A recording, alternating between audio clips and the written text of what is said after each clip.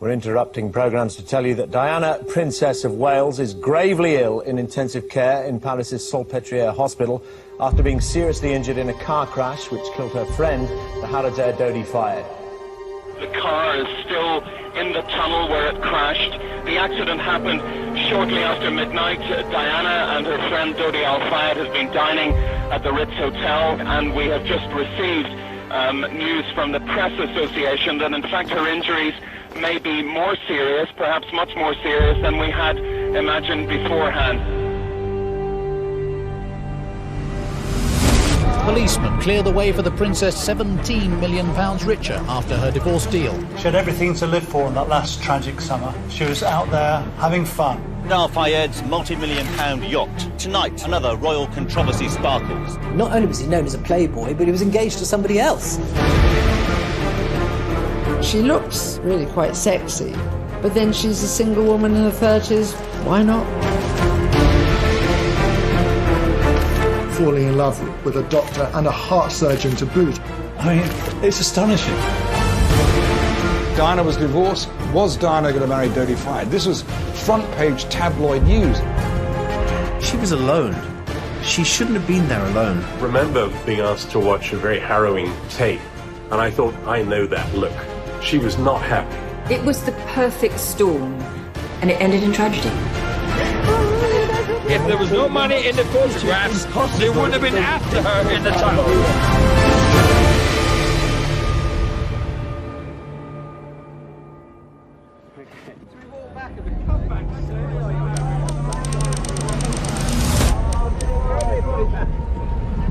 In your own time, gracefully. Right.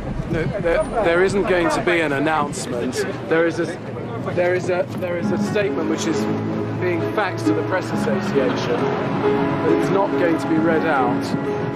Press Association. Hold them out, lovely. Almost exactly a year to the day before her death, Diana, Princess of Wales, finalises her divorce with Prince Charles.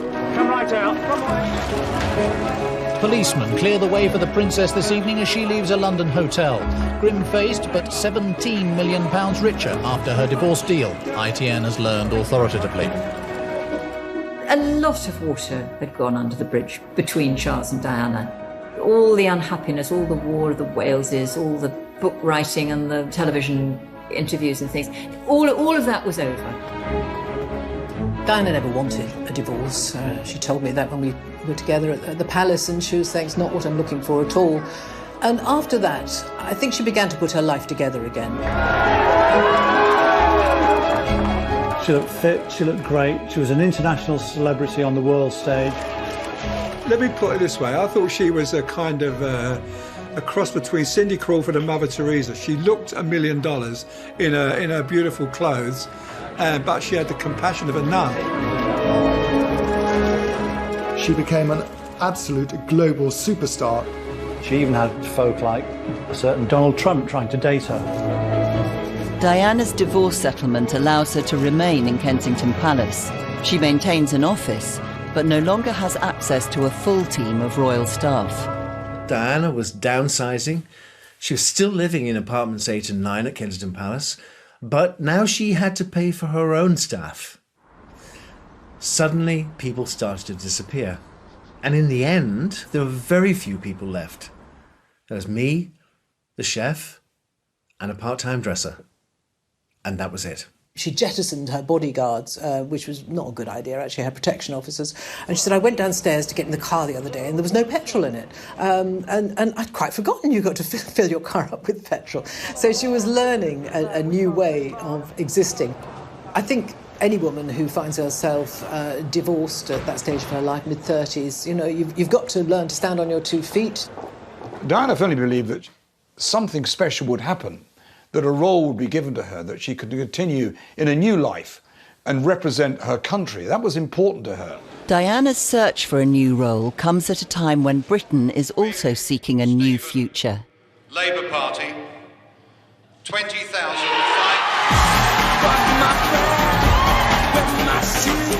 A victorious Labour Prime Minister at the gates of Downing Street and a piece of political history. This was simply unprecedented. New Labour, under Tony Blair, win the general election.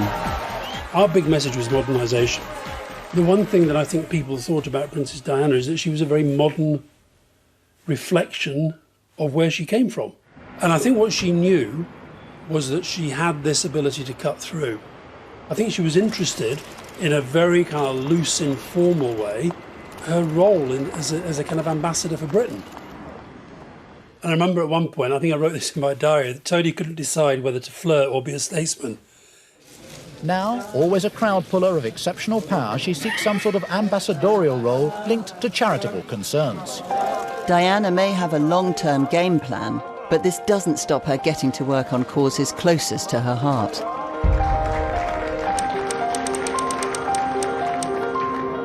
One of the chosen few charities is the English National Ballet. When the princess attends its annual gala, the world gets its first glimpse of the new single Diana. As a young girl, she'd wanted to be a ballet dancer, but had grown too tall. And so this was a rather special event. She turns up, she watches it. It's full of, well-known people in the ballet world. But she loved it because it was something she wanted to do. And she looks really quite sexy. But then she's a single woman in her 30s. Why not? She wanted to break away in part from her old life, find new challenges, and make a change, turn the page, if you like. But the new Diana is more than a philanthropic force. From ballet to battlefields. 9 days after the London Gala, she brings landmines to international attention.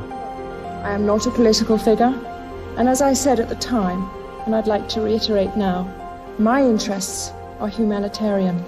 5 days later, Diana takes this message across the world. She was lauded at ceremonies in New York. She went to the White House and met Hillary Clinton to discuss her landmines campaign. There are said, ladies and gentlemen, to be around 110 million landmines undetected in the world. And all the time you felt she was sort of shedding her past in order to prepare for her future. She was a great ambassador for Britain.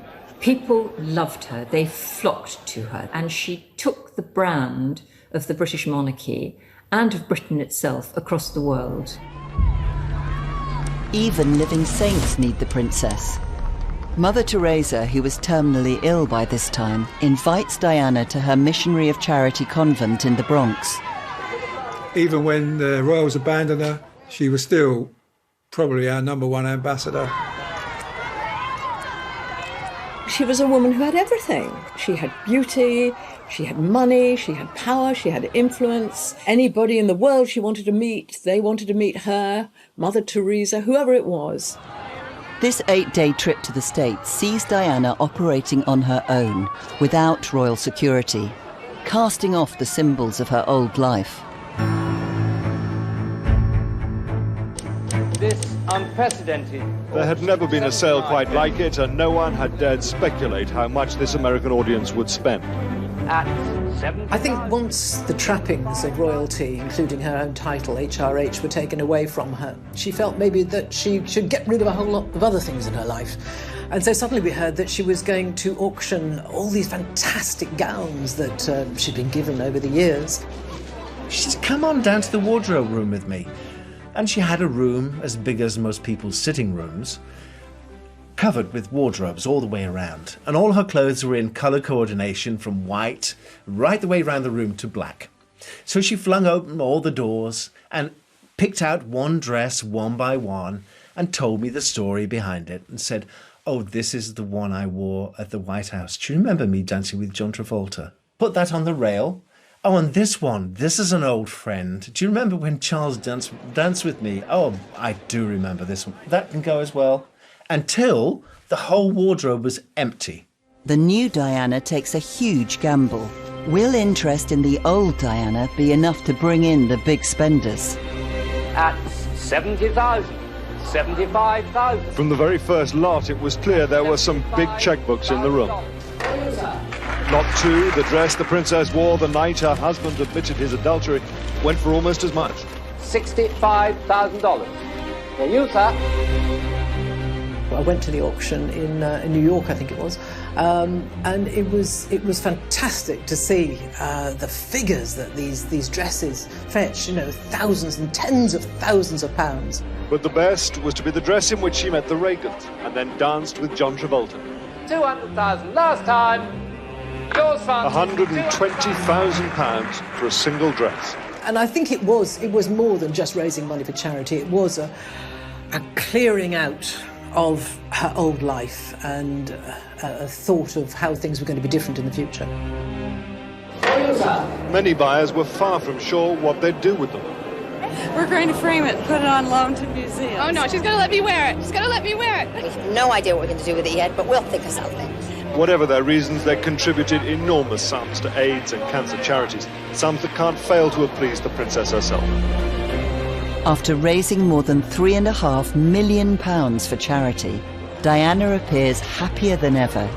But behind the scenes, there's real turmoil. A 2-year secret affair is collapsing, and her life is about to spiral out of control.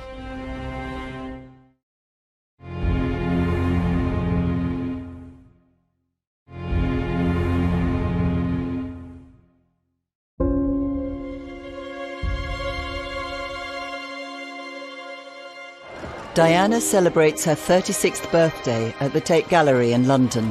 The gallery was opened in 1897 by the then Princess of Wales. Today's princess seemed very cheerful on this, her first birthday since her divorce.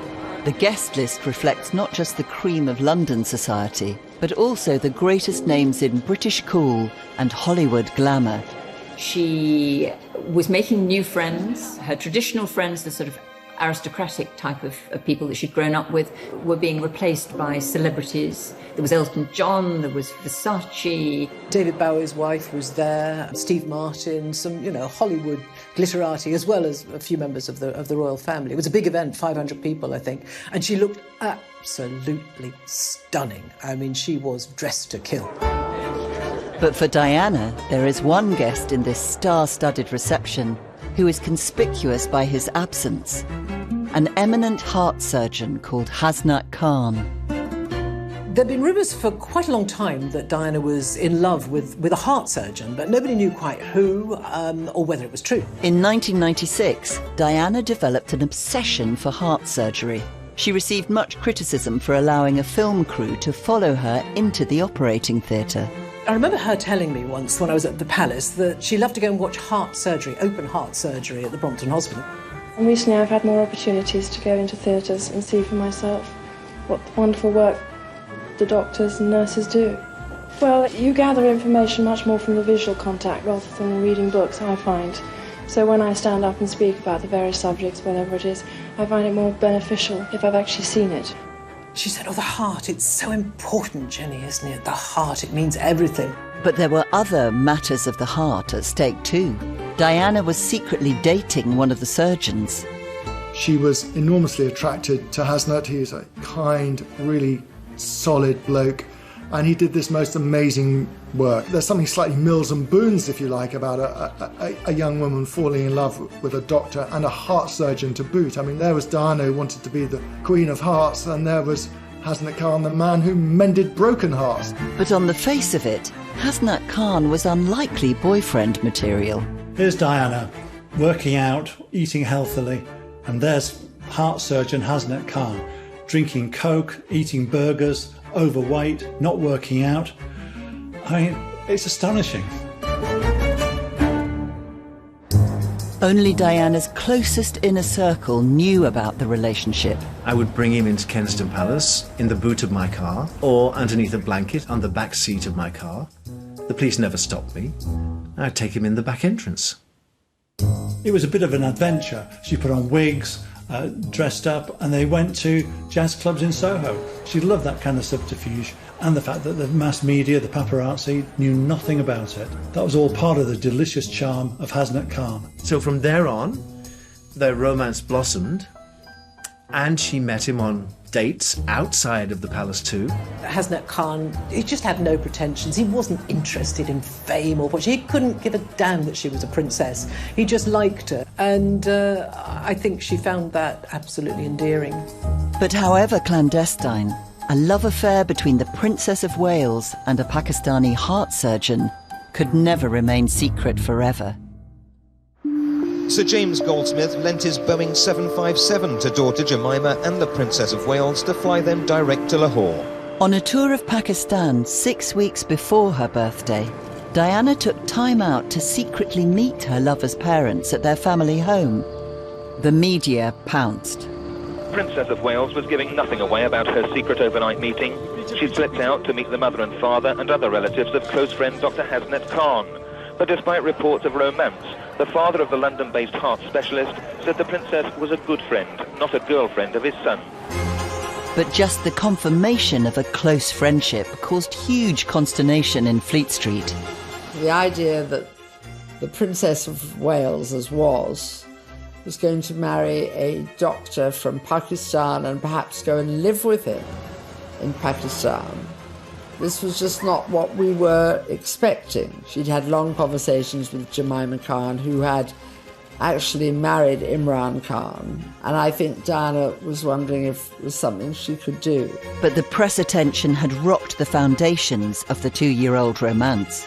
He didn't want anything to do with the hullabaloo. He wanted to just be a heart surgeon, and I can understand that. And so, you know, it's difficult for someone like Princess Diana, like any superstar, to form a relationship where the other person in the relationship would continually come under a microscope.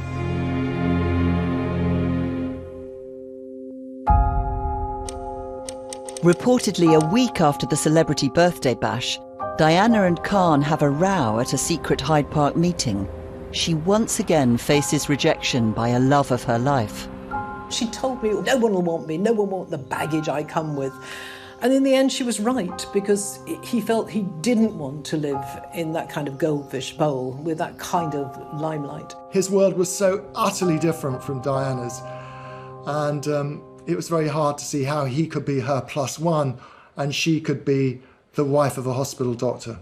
With her relationship on the rocks, Diana's summer is about to spiral out of control. Just 2 days later, she finds herself tackling another major dilemma in her personal life. Diana's big problem after the separation from Prince Charles was what to do with the boys during the summer. Where to take them, what to do. Since the princess gave up her royal protection officers, options are limited. She needs a location that provides both privacy and security.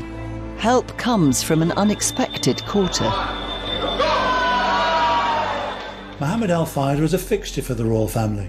His stall, Harrods, was patronised by members of the royal family in their circle. He was very friendly with the royal family at that time and even used to sponsor their events. Mohammed Al Fayed said, look, you love the south of France, you'll love the heat, you'll be on a boat, you'll be well away from everybody. And she thought, why not? So when Diana asked the Queen if she could take William and Harry down to the south of France, then it was just simply waved through. Diana and her boys take the Harrods' private jet to Al Fayed's villa in Saint-Tropez. But the press are onto them and start to question her choice of host. Mohammed Al Fayed's multi-million-pound yacht, moored here on the French Riviera, resort to the very rich, where tonight another royal controversy sparkles. The photograph which has incensed some MPs. Diana, Princess of Wales, arm in arm with the Harrods boss on board his yacht. The Saint-Tropez villa of Diana's friend Mohammed Al Fayed. In full view of waiting press and TV cameras, the princess went to the beach beside it today. She seemed unconcerned by all the attention. The press are having a long lens field day. They were swimming a lot together, they were on the jet skis, they were going off on the yacht somewhere for the day. They had a fun time. I mean, it was the life that the rich and famous enjoy all the time on holiday, and she was getting some of it.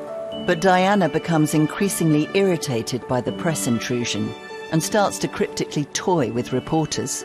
Seeking out British journalists on a boat they'd hired, she was widely reported as telling them, "You are going to get a big surprise with the next thing I do. My sons are always urging me to live abroad. Maybe that's what I should do." The irony is that William has since remarked that that time in the south of France was the worst week's holiday of his life. With the holiday threatening to sour, Al Fayed, keen to keep the good times rolling, makes a call to his eldest son, Dodi. Dodi's down the coast with his fiancée. She's a model, they plan to marry, and he leaves her languishing on his yacht, goes off to his dad's yacht, starts making cow eyes at Diana. He was known as a playboy. Not only was he known as a playboy, but he was engaged to somebody else at that time. So you thought, what on earth is going on here? When Dodi jumps ship, he leaves his supermodel girlfriend, Kelly Fisher, high and dry. She believes they're engaged, and a month later files a lawsuit for breach of contract. Miss Fisher loved, trusted, and believed in Mr. Fayed. In return, he took her love, and he gave every indication that they were going to get married, and that he would fulfill all of his promises to her. Paparazzi images of Diana with Dodi are now appearing all over the world. Back in London, Paul Burrell is holding the fort and facing the music for Diana's increasingly tangled love life. Every time the princess rang me, she'd ask about Hasnet. Have you seen him? Have you been to his pub? What did he say? Has he seen the pictures in the papers? What did he think? Is he jealous? Hasnet was furious that Diana could turn to someone like Dodi Al-Fayed, the son of a multimillionaire and a playboy. That wasn't Diana. He knew that wasn't his Diana. In the middle of all this furore, Diana receives devastating news from across the Atlantic. Graphic reports covering the murder of one of her closest friends start coming in. Gianni Versace enjoyed worldwide fame and extraordinary wealth, but this morning it wasn't enough to stop him suffering a brutal and squalid death on his own doorstep. He was in the process of opening the gate when he was approached by a white male, perhaps 25 years old. We're told that apparently shot him at point-blank range. This is the spot where Gianni Versace was gunned down in cold blood yesterday morning. The flowers here are covering up blood stains on the steps. It couldn't be a greater contrast between this glamorous location in Miami and this cold-blooded act of murder. 5 days after the death of the international fashion designer, a devastated Diana returns William and Harry to the UK. The boys travel up to Balmoral to spend a month with their father. For photographers, it was a welcome relief. Many of them would have spent the summer crawling through the heather to get their picture. This year the picture came to them. The next day, Diana flies from London to Milan for Versace's memorial service.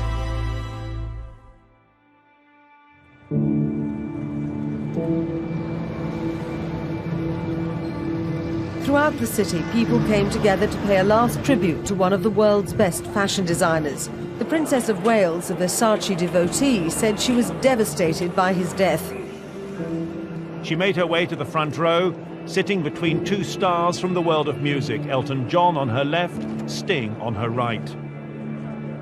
It deeply moved her. This is only months before she'd die herself. And here she was, sat at Gianni's funeral. She couldn't quite comprehend it. Death seemed to haunt her towards the end of her life. She was so consumed by thinking it might happen to her. The next time many of Diana's celebrity friends will be together would be at her own funeral.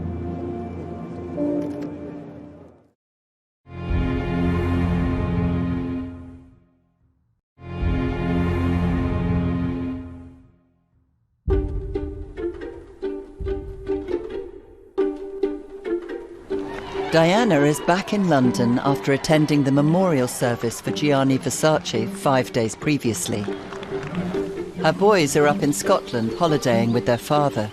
Prince Charles sported his Lord of the Isles tartan, while all eyes were on his eldest camera-shy son. Home alone, Diana holds another secret meeting with Hasnet Khan, her lover of 2 years, this time in Battersea Park. They had a screaming match late one night. They shouted and screamed at each other, and neither one of them gave in. And so she ended the relationship.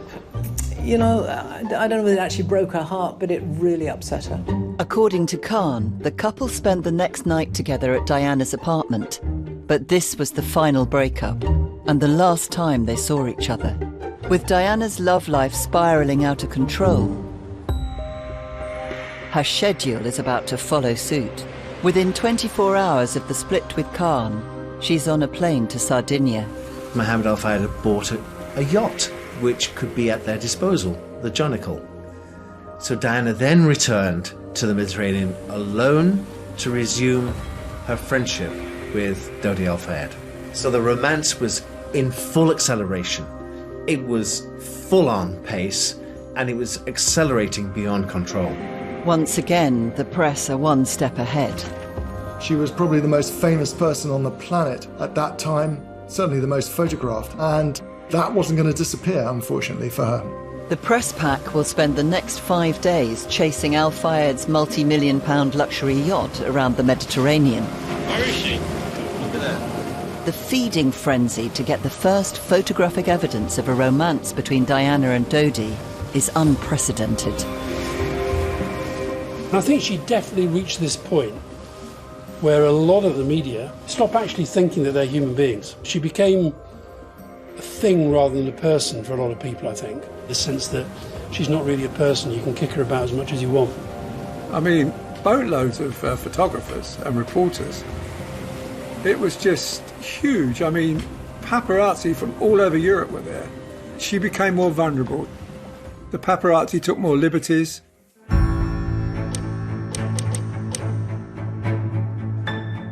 It takes less than a day for the paparazzi to start striking tabloid gold. Today, though, more pictures appeared of her on holiday with the millionaire Dodi Fayed. 3 British newspapers have paid £500,000 for them. Diana and Dodi are captured in a compromising clinch that becomes the iconic image of their summer romance. They have the full run of the boat, as Mohammed Al-Fayed has returned to London. Dodi Al-Fayed himself hasn't been seen today, but his father was watching Fulham, his latest acquisition, in action. He seemed relaxed about the pictures. It's all right. He's in movie business, you know, that's all right. It doesn't bother him.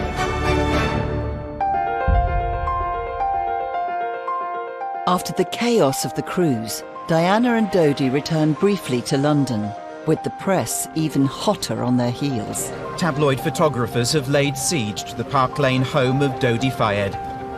Late last night, the arrival of a car similar to that owned by the Princess of Wales led to reports that the two were sharing an intimate meal.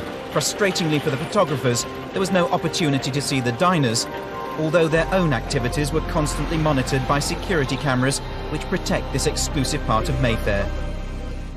The very next day, Diana left Dodi and flew to Bosnia, but this would be no holiday. Along the runway that was once no man's land, past the trenches which saw such bitter fighting, Diana, Princess of Wales, arrived in Sarajevo.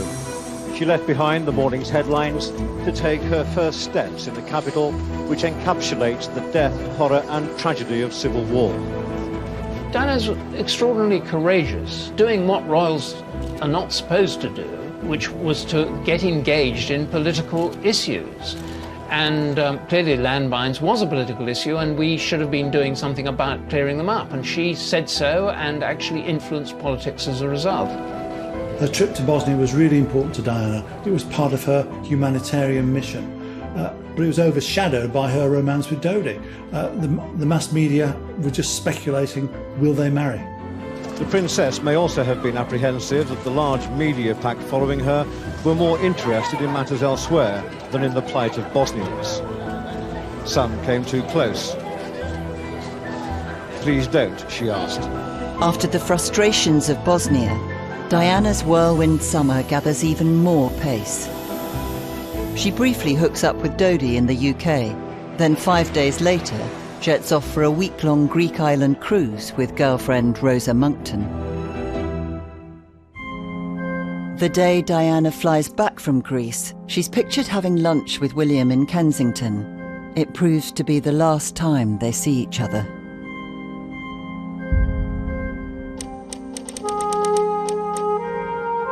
That afternoon, she flies with Dodi for a third and final trip to the south of France. The Jonicle once again tours the Mediterranean, with the paparazzi chasing her from port to port. She ends up back in Sardinia.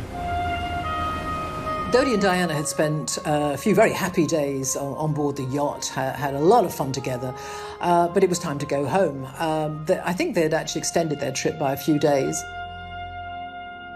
The princess rang me from the boat originally and said, "We've gone to be a day late. I should be coming home tomorrow, But Dodi has to go to Paris to do work for his father. I have to go to Paris with him because there's no other way I can get home. I'm on the Harrods jet. So bear with me, delay everything one day, ring Balmoral, tell the boys that the mummy will be with them 24 hours later than she expected, but to be there.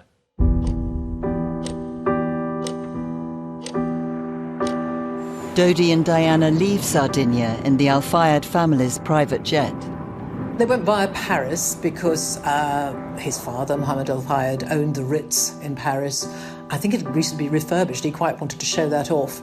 At the 2008 inquest into Diana's death, grainy CCTV images taken near the Ritz that afternoon capture paparazzi on motorbikes lying in wait.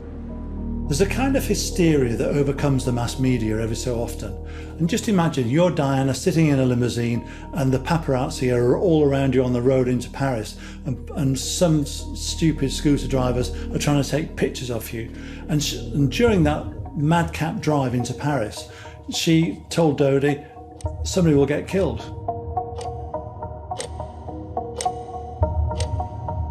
After a whistle-stop tour around the sights of Paris, Diana and Dodi arrive at the Ritz. More photographers are gathering outside.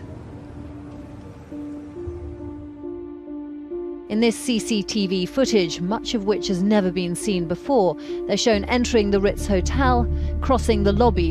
They go into the lift. Diana is smiling, wearing sunglasses pushed back on her head and a cream trouser suit.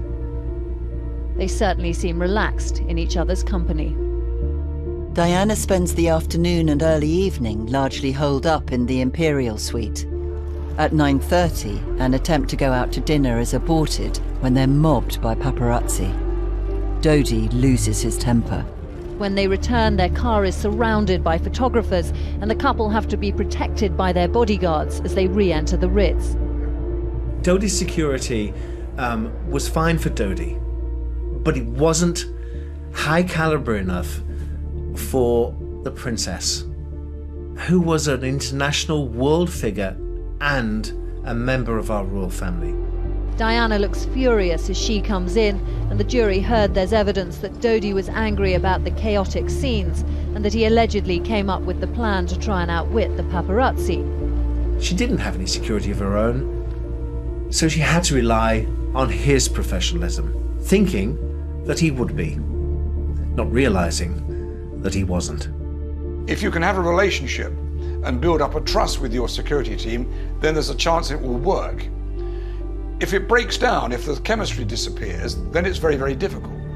It probably wasn't the best, and they were unable to give her the privacy that she actually looked for. The roll of the dice in the last few hours of the princess's life was just so unfortunate. Everything worked against her. Nothing was in her favor. She was in the wrong place at the wrong time with the wrong man.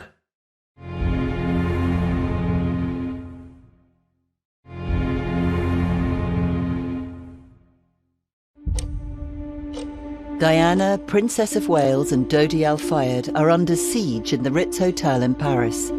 Over the last weeks, days and hours, their every move chased by paparazzi. The 2008 inquest into Diana's death used CCTV to meticulously piece together a precise timeline of their final minutes. Hundreds of photographers are now gathering outside. Diana is totally reliant upon Dodi and his security team. So he phones his father and says, should we stay at the Ritz or go back to the apartment?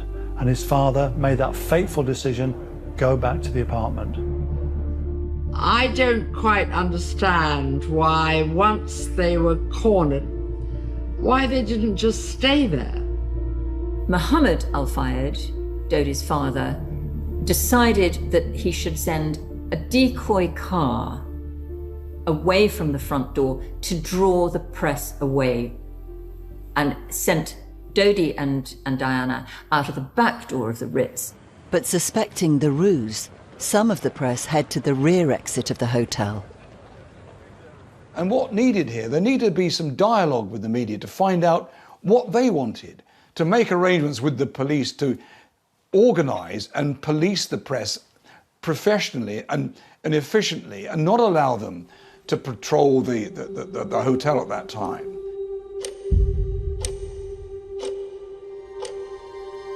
I remember being asked to watch a very harrowing tape, one of the last tapes from the security cameras at the hotel in Paris.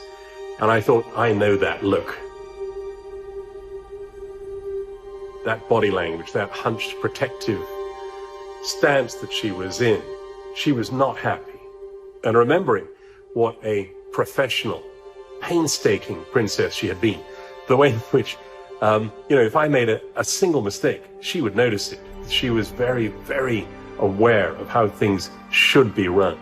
You could tell from her expression, even in those last shots, she was unhappy. There was something not right. She knew when things weren't running properly, and I have a horrid feeling that she was already feeling unsafe. It was kind of like a pell-mell evening with no rhyme or reason. Dodi is out of control in terms of he doesn't know what to do, and that leads to them slipping out the back door of the Ritz and then getting into a high-powered Mercedes.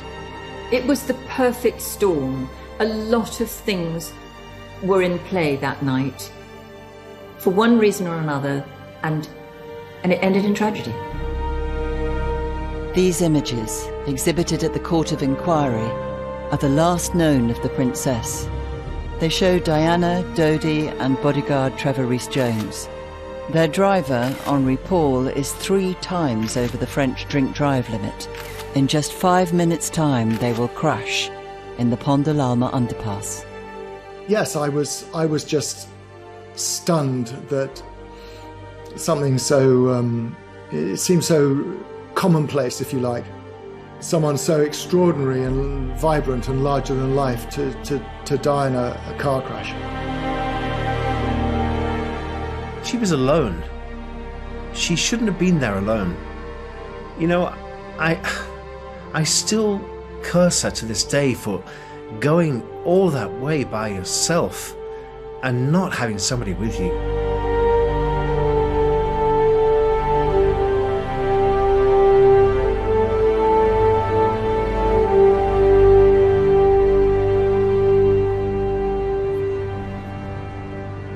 The Mercedes saloon they were travelling in was no more than crumpled metal. It had careered from one side of the underpass to the other. The driver and Dodi Al-Fayed died at once. The security man and Diana initially both survived, though ambulancemen spent 2 hours with her at the scene. At about 10 to 1, the news desk rang me in London and said Diana's been involved in some kind of accident. We think she's all right, but a man who was with her might be dead. And obviously I had to get myself to London straight away. And all the way up there I was listening to the news, I was listening to the radio output, and it came via, well, obviously the tone changed. I know what happens with a royal death. I know the procedure. For the very latest, monitoring all the incoming wires into ITN, Tim Wilcox is in our newsroom. Let's go to him now. Well, yes, Dermot, the Press Association announced with a news flash at 4:41, that's just a few minutes ago, that Diana, Princess of Wales, has died, according to British sources. The Press Association learned this morning. That was followed a few minutes later by another report saying that Paris, Princess Diana dead, according to an unnamed French minister. That was followed again a couple of minutes later by a doctor, again an unnamed doctor, confirming that Princess Diana was dead. It was a fast-moving story as well. Things were happening, the arrangements for Diana's body to be brought back, who was going to go to Paris. There was a lot to say. As well as Prince Charles, Paul Burrell heads to Paris to bring the princess home. I got to Paris on the first plane the next morning, around about 6 o'clock in the morning. And I was met by the British ambassador, who took me to the hospital. And that was a whole different scene. There were so many people. I didn't know where they all belonged, where they all came from. There were people in gowns, there were policemen, there were people in shadows. And I was I was just away with it. Barely 3 hours ago, Prince Charles arrived in a cortege at the Pitié-Salpêtrière Hospital in central Paris in the British ambassador's car. He was greeted by President Chirac, flanked by the Presidential Guard, a rare French tribute. A sad Madame Chirac kissed on the hand by the Prince. Prince Charles makes the decision to see Diana's body. And when he came out, he was white. He was white. He was literally shaken. I'd never seen him like that before.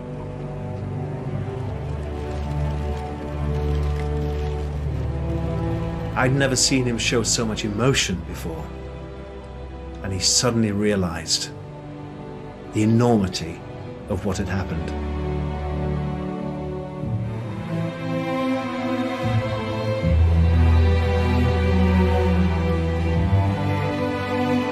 Within the past few minutes, the aircraft carrying the body of Diana, Princess of Wales, has arrived at RAF Northolt in West London. She was the people's princess, and that's how she will stay, how she will remain. You know, in one of those conversations with Tony through the night, he said this thing which has stuck with me ever since. He said, "This is going to produce grief on a scale we've never seen." And I thought, is that right? I got picked up by a car, and it was a woman driver who was crying. And I think this was the moment that I thought, oh, this is maybe going to be much, much bigger than anybody can imagine. So we got into the cars and we drove into London, and then we were greeted by the most incredible sight of people on footbridges, throwing flowers on the ground, and cars stopping and the doors opening and people just getting out on the motorway as the cortege just led its way into London. There was a long queue of people waiting to sign the book of condolence, and then I got out of the car and went up to a man. I remember he had a beard and he was middle-aged, and he just looked at me and burst into tears. And I thought, my gosh, this feeling is real. And that was the beginning of the most extraordinary week for me and for the whole country, really. Behind a coffin shrouded in the royal standard and adorned by a spray of her favourite white lilies, drove her two sons, Princes William and Harry, bringing their mother back home. Diana's summer ends in tragedy. A nation unites in grief, but is left searching for answers. If there was no money in the photographs, they wouldn't have been after her in the tunnel. Forced to say goodbye to the people's princess. It is a point to remember that of all the ironies about Diana, perhaps the greatest was this. A girl given the name of the ancient goddess of hunting was, in the end, the most hunted person of the modern age. Here still thousands came. A royal cortege on a motorway slip road surrounded by families stacked up the banks and the bridges. In life, Diana had touched unlikely and unloved places. Today in death, in an unremarkable urban landscape, she did the same. It's unbelievable to think that it was only a year that Diana had as a single person to do her own thing on her own 2 feet, and then she was gone. Well, I remember feeling a strange sort of inevitability about it, that she had had this extraordinary life, that she had had an enormous impact on the world and on so many millions of people. And there was never any way in which she was going to fade away quietly. And although it was tragic that such a brilliant young life should have been cut short, and yet she went pretty much at the height of her powers.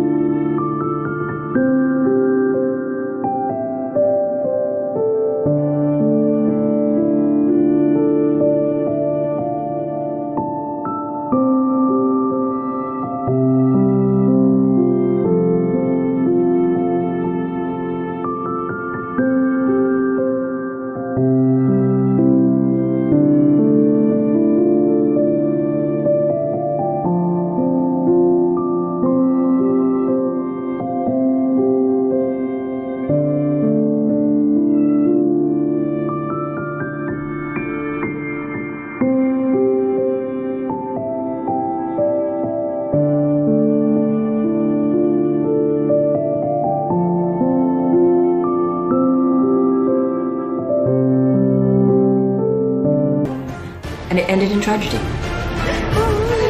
If there was no money in the photographs, they wouldn't have been after her in the tunnel.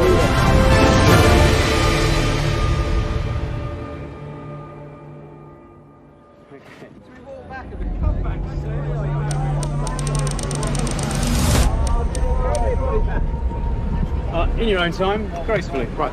No, there isn't going to be an announcement. There is a statement which is being faxed to the Press Association. It's not going to be read out. Press Association. Hold them out, lovely. Almost exactly a year to the day before her death, Diana, Princess of Wales, finalises her divorce with Prince Charles. Come right out. Policemen clear the way for the Princess this evening as she leaves a London hotel.